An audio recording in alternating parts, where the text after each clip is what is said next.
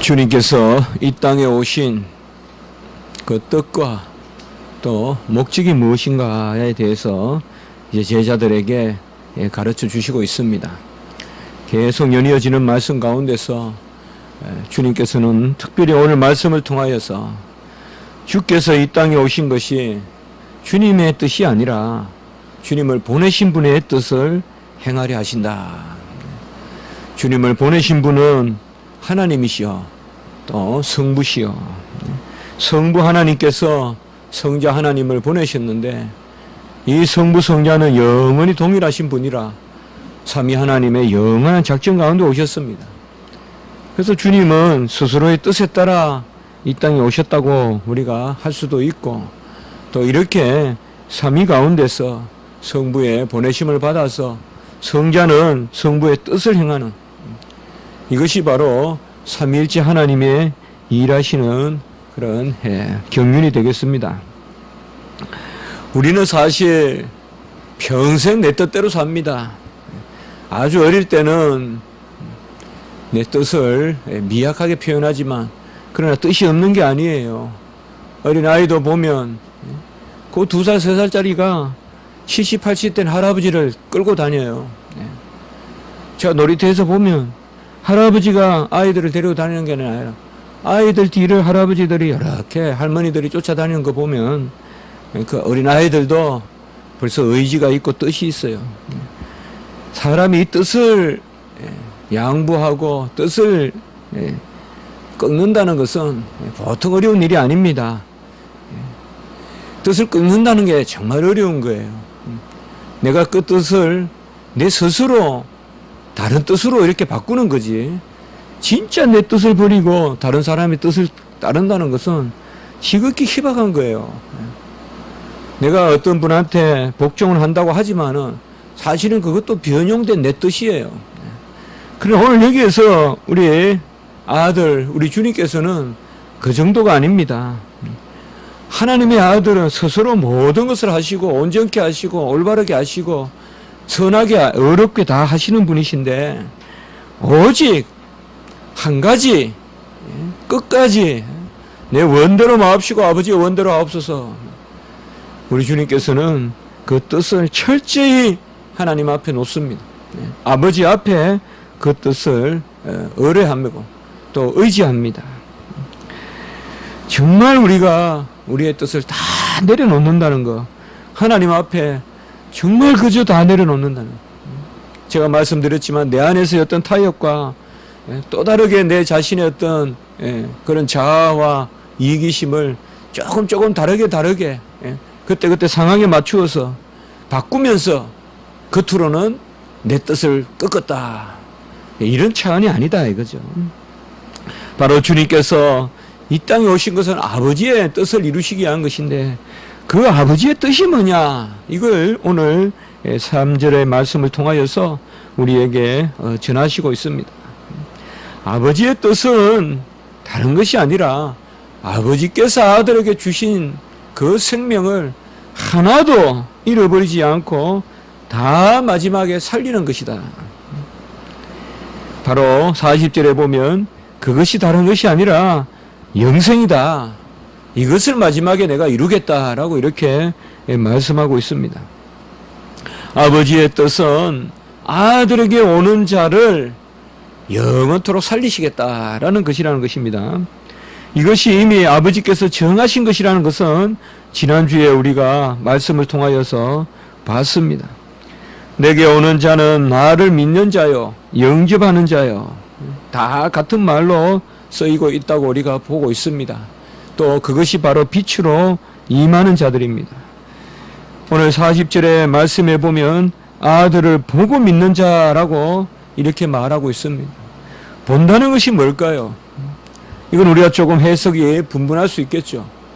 육체로 오신 아들을 보고 믿는 자라고 그 당시에 제자들 앞에서 주님께서 하시는 말씀의 그 상황만을 보면 그렇게 해석할 수 있겠죠.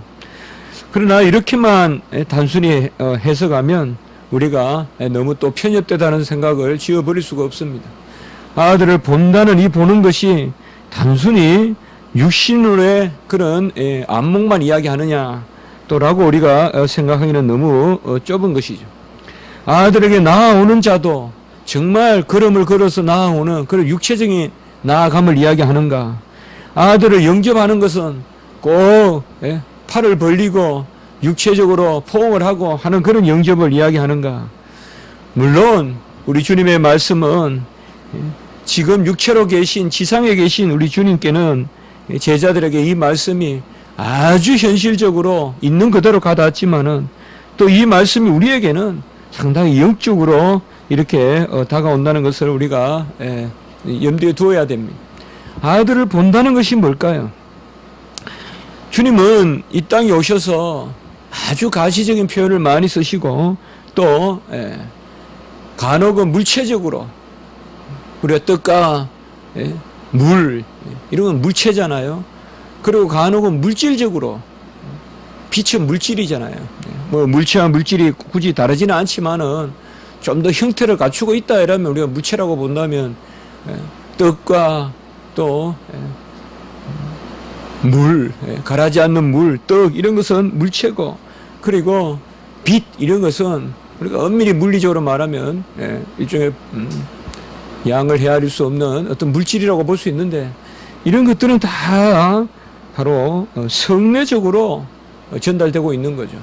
그러니까 주님은 이 땅에서 제자들에게 상당히 성례적인 표현으로 가르쳐주고 있습니다. 사실 눈에 보이는 것이 가장 잘 우리에게 와닿습니다. 눈에 안 보이는 것을 우리는 이제 성례라든지 이런 것들을 항상 마음속에 담고 있기 때문에 우리가 기도하는 것이 뭡니까? 곧 눈에 보이지 않는 하나님 앞에 아뢰는 것이잖아요. 그것을 우리가 하늘에 계신 아버지라고 부르잖아요. 그것은 가시적이지 않다 이 말이에요. 육체의 그런 가시권에 계시는 분이 아니다. 또 가청적이지 않다 이 말이에요. 육신의 귀에 들리는 것이 아니고 또 우리의 혀로 코로 맛보고 냄새 맡는 것이 아니다. 우리는 그런 것들을 상당히 친근하게 여깁니다. 이거는 우리 인생에 어떻게 보면 아주 해묵은 그런 습관들이고 철학도 그렇고 학문도 그렇고 다 기본적으로 지각을 중요시합니다. 그러나 우리 성경은 우리가 성경적 관점은 그렇지 않습니다. 항상 보이지 않는 것 그것이 더 귀한 것으로 정말 보이지 않는 가운데서 보는 것이 진짜 보는 것이고 들리지 않는 곳에서 듣는 것이 진짜 듣는 것이다. 맛볼 수 없는 가운데서 영생의 부활의 맛을 보는 것이 진정하게 맛을 보는 것이다. 이렇게 성경은 우리에게 전달해 주고 있습니다. 사실 여러분 무엇이 가장 우리에게 잘 와닿는 전달일까요? 제가 한번 생각을 해봤습니다. 보이지 않는 것보다 보이는 게 더 잘 전달된다고 합니다. 물론 주님께서 이걸 인정하시기 때문에 성례를 제정하십니다. 또 구약에는 많은 성례적 그런 표징을 보입니다. 무지개도 보여주시고 또 만나와 메추라기도 내려주시고 반석에도 물이 나게도 하시고 홍해도 건너게 하시고 이것도 다 크게 보면 성례적 의미가 있습니다. 에덴 동산의 생명나무 그것도 다 성례적 의미가 있습니다. 가장 우리에게 친근한 메디아, 가장 우리에게 와닿는 그런 미디어는 뭡니까? 그게 바로 사람입니다. 사람이 사람에게 최고의 미디어입니다. 어떤 거라도 사람의 미디어 역할을 할 수가 없습니다. 사람이 손을 한번 잡아도 최고의 전달이 있고요. 아무리 미술을 그려서 걸어놓고 음악을 들려주고 해도요. 사람의 표정만큼 좋은 메디아가 없어요. 사람이 사람의 표정을 봤을 때 최고의 그게 전달 도구예요. 그렇게 본다면 주님이 우리에게 사람으로 오셨잖아요. 주님이야말로 최고의 전달 매체로 오신 거예요. 사람이 사람에게 최고의 전달 매체예요.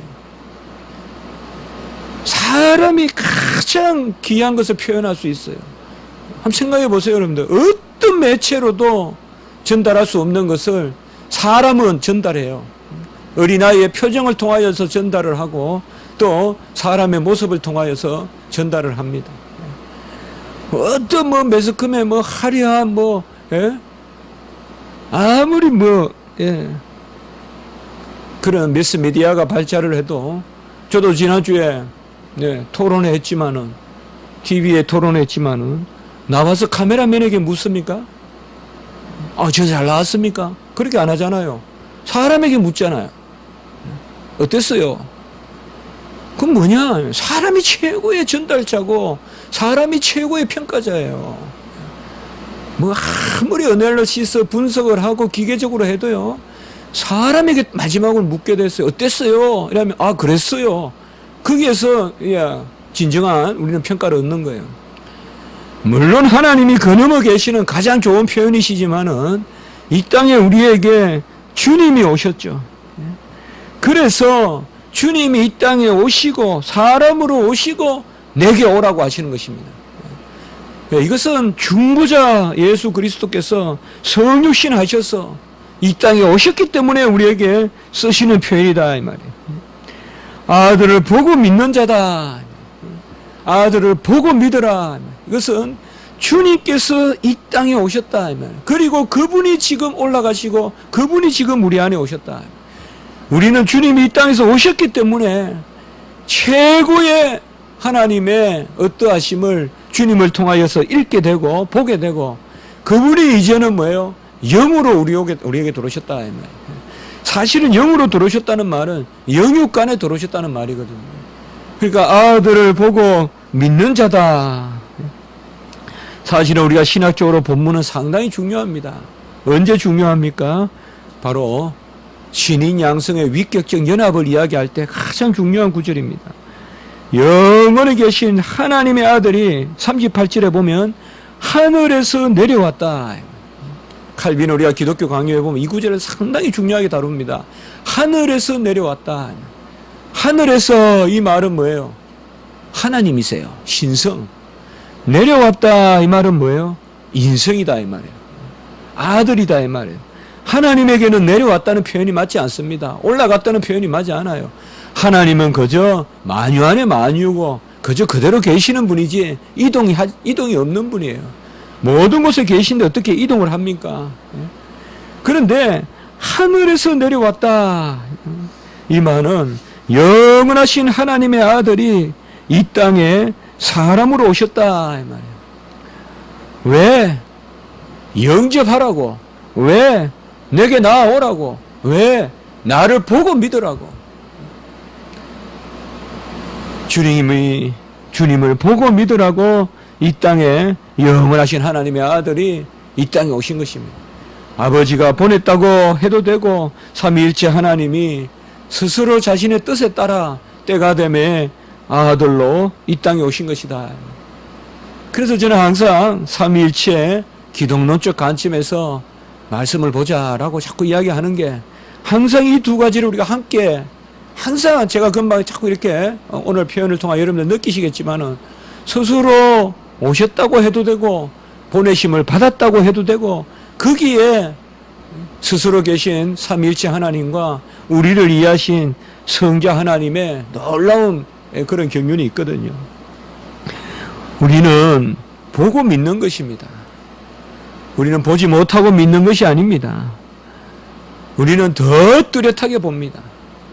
이 땅에 오셔서 모든 것을 행하시고 함께 거니셨던 그 주님을 보는 것 이상으로 믿습니다. 보는 것을 넘어서서 믿는 게 아니라 보면서 믿습니다. 우리는. 그게 바로 영적으로 믿는다는 뜻입니다. 그래야 성례적인 의미가 있는 것입니다.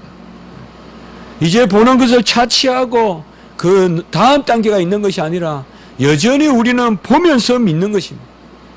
그래서 참 성경의 말씀은 오묘한 거예요. 우리가 성례적인 관점이다라고 할 때는 정말 이런 말씀이 제자들에게 부합하는 말씀이지만은 시대적으로 구속사적으로 보면 우리에게 더 와닿는 말씀이다 이 말이에요. 이런 구절을 놓고 아유 제자들에게는 내게 오라고 하시고 나를 보고 믿으라 했지만 오늘날 우리는 보지 않고 믿는 것이 저 복되다. 그래서 우리는 보지 않고 믿는다. 그게 아니다 이 말이에요.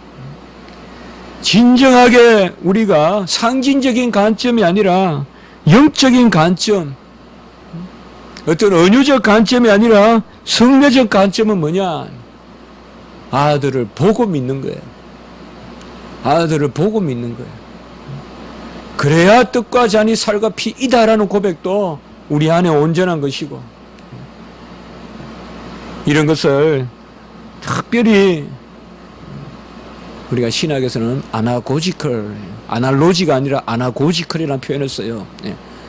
꼭 이 단어밖에 우리가 쓸 말이 없어요. 아나고지 이라면 굳이 말하면 신비적 해석, 신비주의가 아니에요. 신비적 해석. 조금 달리 말하면 신학적 해석.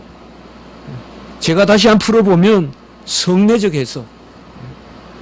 그래서 성경에서 지금 주님께서 우리에게 말씀하시는 아들을 보고 믿어라, 이런 아나고지. 이것은 칼빈도 이야기합니다. 특별히 중세신학의 4가지 해석 방법론이 있거든요. 그 중에 아나고지가 있는데, 이 아나고지는 상당히 중요하게 우리가 여겨야 돼요. 이걸 가장 종교개혁자들이 주목한 부분이에요. 아날로지가 아니에요. 은유가 아니고 바로 유비가 아니에요. 바로 우리가 지금 보고 믿는다 이 말이에요. 그러니까 아들을 보고 믿는 자마다 우리예요, 우리야. 진정하게 보고 믿는 거예요. 그것을 우리가 기념하는 게요, 성례예요. 우리가 아들을 보고 믿는 자. 물론 육체적으로 보는 건 아닙니다. 제가 말씀을 드렸죠. 육체적으로 보는 것이 보는 것의 끝이라고 생각하는 것은 세상 방식이에요. 세속적인 거예요. 진정하게 보는 것은 육신의 눈으로 보는 것이 아니라 바로 하나님을 우리가 그대로 보는 것이다. 주님이 이 땅에 오신 것은 아버지의 뜻을 이루고자 하심입니다. 이것은 분명히 말씀하고 있습니다. 아들은 아버지의 뜻을 이루기 위하여 이 땅에 오시고, 마치 이삭이 아브라함을 쫓았듯이 아들은 아버지의 뜻을 끝까지 이루시는, 이 아버지의 뜻을 이루기 위하여 엘리 엘리 라마 사박단이라고도 외치고, 그 다음에 이 잔을 내게서 지나가게 하옵소서, 그러나 아버지의 원대로 하옵소서라고 이렇게 말씀하고 있습니다. 우리는 정말 우리의 뜻을 내려놔야 됩니다. 우리의 이성적인 뜻, 육체적인 뜻을 내려놔야 됩니다. 이 세상에서 회개하고 결산하려고 해서 안 됩니다. 이 세상에서 대차대조를 다 한다면 하늘나라의 상급이 무슨 의미가 있고 무슨 뜻이 있겠습니까? 사실은 이 세상은 억울한 대로 살아가는 것입니다.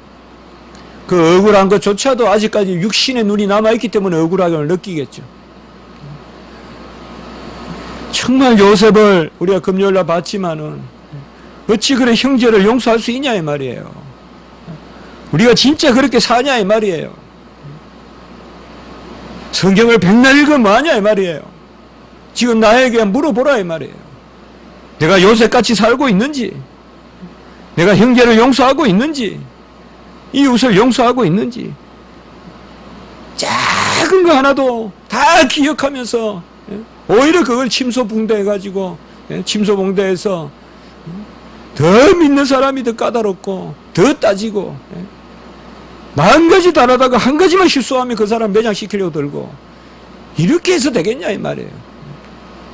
교회가 과연 사랑의 공동체입니까? 교인은 교인을 무서워하지 않습니까? 오히려 세상 친구 만나면 오히려 마음이 편하지 않습니까? 덜 판단하고. 어찌 이렇게 되어가고 있냐 이 말입니다. 다 내 뜻을 안 버리기 때문에 그렇습니다. 기도하면서 내 뜻을 더 확고하게 합니다. 기도하면서 막연하던 내 뜻을 구체적인 내 뜻으로 만듭니다. 그게 어찌 기도냐 이 말이에요. 기도는 내 뜻을 버리는 것이요, 막연하던 내 뜻을 버리고 하나님의 뜻으로 돌이키는 것이다. 그래서 믿음의 훈련이고 경건의 훈련이죠. 그게 기도죠. 경건이 뭡니까? 모든 것을 하나님께 돌려 올려드리는 것인데요. 아들을 이 땅에 오셔서 아버지의 뜻을 행하려 했다 이 말이에요. 우리는 미련하지 않으면 신앙생활 하지 못합니다. 절대 계산해서 이기면 그것은 곧 무너지는 것입니다. 절대 잘한다는 말 듣지 말도록 해야 돼요. 대체로 열에 9번 잘한다는 말 들어서 잘하는 게 아닙니다. 좀 못하는 듯해도 하나님 보시겠거니 하면서 우리가 참고 기다릴 때 그때 정말 하나님의 뜻이 이루어지는 것입니다. 아들은 이 땅에 오셔서 아들의 뜻을 추구하지 않았습니다. 아들의 뜻대로 행한 것이 없어요. 아들의 뜻대로 이곳에 가고 저곳에 가고 아들의 뜻대로 안 했습니다. 아들의 뜻대로 한다면 왜 세례받습니까? 여러분, 우리를 죄인의 구덩이로 몰아넣으면 가겠어요? 착한 사람들 모여있는 곳, 악한 사람들 모여있는 곳 어디로 갑니까? 우리는 전도할 때 어디로 갑니까? 저 사람 좀 착하겠거니 하면 내 발이 먼저 가지 않습니까? 다 이런 게 내 뜻이다 이 말이에요. 다 이런 게 내 뜻이에요. 정말 우리가 해묵은 뜻을 가지고 있어요. 주님은 그리하지 아니하셨다 이 말이에요. 왜 주님이 세례 받습니까? 그건 죄인의 해에 들어가는 거 아니에요. 왜 주님이 세례 받아요? 아버지의 뜻이 아니라면 주님이 세례 받으실 분이 아니에요. 이렇게 행하여 우리가 의를 이루미 합당하다. 정말 우리는 가슴을 치고 하나님 앞에 한날을 살아봐도요, 마지막 우리가 침상에 누워서 어찌할 수 없이 죽어가면서 그때 하나님의 뜻대로 구하겠습니까? 지금 우리가 건강할 때 빨리 정신 차리고 하나님의 뜻대로 살도록 해야 되겠습니다. 내 뜻을 변형하지 맙시다. 내가 하나님 이렇게 한다 하놓고는 조금 마치 내가 하나님 앞에 큰 뭐를 내가 부인하듯이 내가 하나님의 뜻, 저는 일전에 어느 학생이 유학 간다 하면서 하나님 뜻이라 일주일 후에 와서는 기도해보니 하나님 뜻이 아니다. 저는 그런 걸 참 이해할 수가 없어요. 물론 하나님의 뜻은 1초만 해도 10분만 해도 변하겠지만, 그러나 제가 봐서는 그렇게 하나님이 역사하지 않아요. 심중에 깊이 매달리고 기도했으면 마치 무슨 길 가다 부스끄럭거리는 소리를 듣고 깜짝깜짝 놀라듯이 그렇게 하나님이 역사 안 하십니다. 그런 사람은 돼요. 하나님 앞에 정말 매달리고 나를 쳐서 복종하고 나를 쳐서 복종하고 정말 수년간 하나님 앞에 만연자중 하나님 앞에 내어놓고 우리 주님께서 이 땅에 오셨어요. 우리가 살아갈 때 이것 없으면 어떻게 주의 종의 도를 보이겠습니까? 아버지의 뜻대로 행한다라는 이 고백이 없으면 무슨 기준으로 우리가 살아가겠습니까? 무슨 기준으로 매시에 매사에 나아가겠습니까? 이것이 우리의 기준이 되어야 됩니다. 저는 이런 기준이 어렵다고 생각 안 합니다. 우리가 깨어있지 않기 때문에 안 보이는 것입니다. 아버지의 뜻은 보입니다. 100이면 99 자명합니다. 자명해요. 누가 뭐라 그래도 용서하라 그러면 용서해야 돼요. 그 다음에 전부 변명이에요. 누가 뭐라 그래도 원수를 내 몸과 같이 사랑하라 그러면 사랑 못해서 안 되는 거지, 사랑하는 그 자체를 가지고 해도 됩니까 안 돼도 됩니까? 이 경우는 아니지 않습니까? 그건 다 변명이에요. 하나님의 뜻은 그렇게 모호하지 않습니다. 우리 안에 이 해묵은 쓴뿌리가 있어서 타협하고, 그래서 저는 종종 그렇게 생각합니다. 불현듯 기도하는 기도가 오히려 참된 기도일 수 있다 이 말이에요. 하나님 나가겠습니다. 종이 헌신하겠습니다. 그 다음에 기도하면서 오히려 자꾸 내 인정을 더 덧붙여가지고 안 되겠습니다 이렇게 하는 경우도 있다 이 말이에요. 어떻게 보면 부족하고 연약한 것 같아도 정말 우리가 믿음이 없고 신앙 모르고 아무것도 모르고 그때 오히려 하나님 앞에서 주여 종이 이렇게 하겠습니다라고 하는 그게 더 순수한 고백일 수도 있어요. 우리는 하나님이 진리의 영을 주셨기 때문에 아버지의 뜻은 아들을 보고 믿는 자마다 영생을 얻는 이것이니 마지막 날에 내가 이를 살리리라 라고 이렇게 말씀하고 있습니다. 우리가 자기를 부인하고 아버지의 뜻을 이루는 것은 이렇게 영화로운 길로 가는 것입니다. 우리 주님께서도 낮아지심과 높아지심이 있어요. 비하와 성기가 있어요. 저는 이 부분에 대해서 어렵게 생각하지 않습니다. 주님이 어찌 낮아지십니까? 주님은 영원한 하나님이신데 주님이 어찌 높아지십니까? 동일하신 하나님이신데 아버지의 뜻으로만 봤을 때 낮아지심과 높아지심이 있다 이 말이에요.